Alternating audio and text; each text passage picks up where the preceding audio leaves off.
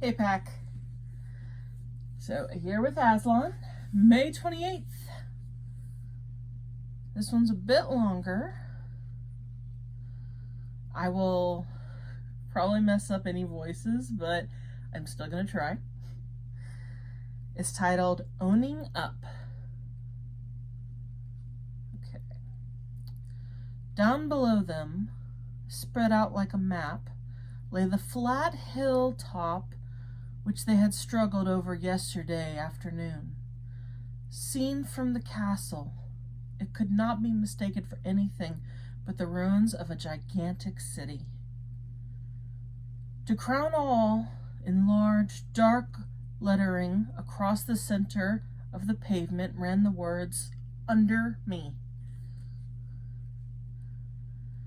The three travelers looked at each other in dismay, and after a short whistle, Scrub said what they were all thinking. The second and third signs muffed, and at that moment Jill's dream rushed back into her mind. "It's my fault," she said in despairing tones. I'd given up repeating the signs every night. If I'd been thinking about them, I could have seen it was the city, even in all that snow.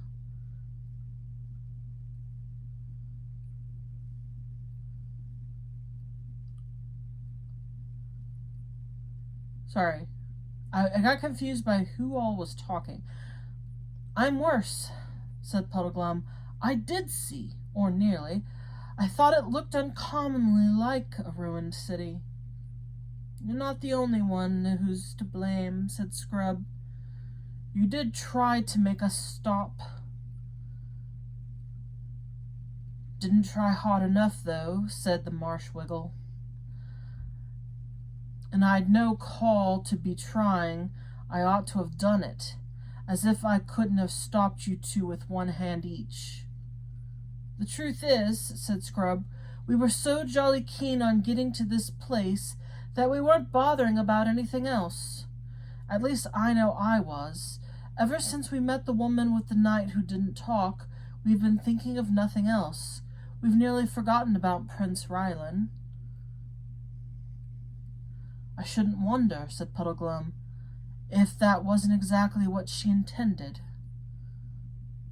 What I don't quite understand," said Jill, "is how we didn't see the lettering. Or could it have come there since last night? Could he, Aslan, have put it there in the night? I had such a queer dream." And she told him about it.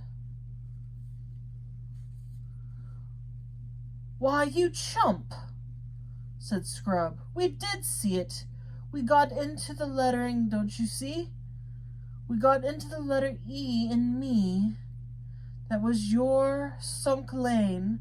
We walked along the bottom stroke of the E, due north, turned to our right along the upright, came to another turn to the right. That's the middle stroke, and then went on to the top left-hand corner, or, if you like, the northeast corner of the letter, and came back, like the bally idiots that we are." He kicked the window seat savagely and went on, "So it's no good, Pole. I know what you were thinking because I was thinking the same. You were thinking how nice it would have been if Aslan hadn't put the instructions on the stones of the ruined city till after we'd passed it. And then it would have been his fault, not ours. So likely, isn't it? No. We must just own up. We've only 4 signs to go by, and we've muffed the first 3. The Silver Chair. Jill, Scrub, and Puddleglum have just realized the place they struggled over yesterday was the very place Aslan told them to seek. Why is it so important for each of them to own up to their own mistakes?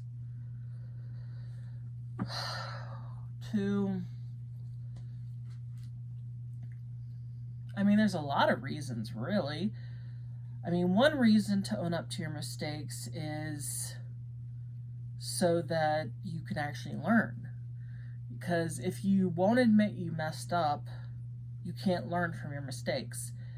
We learn nothing in always succeeding.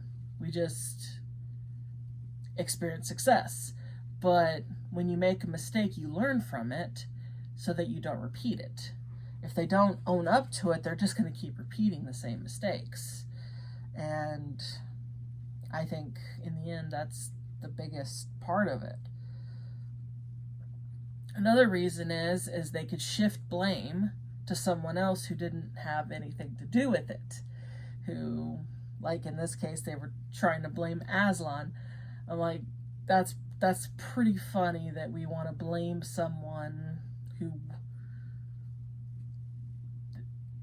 is completely innocent and just to make ourselves feel better.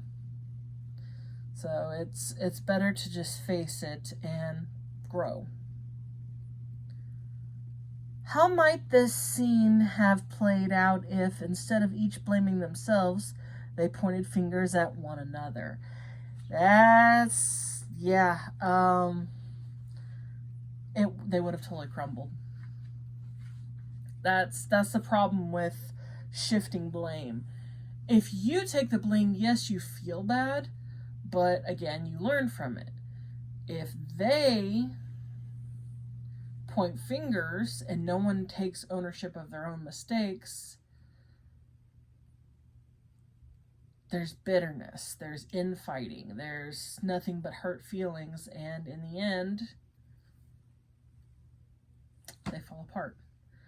So they would probably end up all giving up on their mission, or not trusting each other throughout the rest of the mission, which self-sabotages.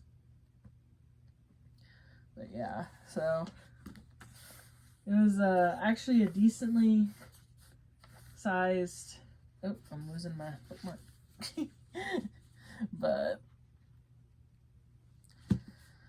yeah, it's better to just own up to your own mistakes. It doesn't really hurt you to admit you messed up.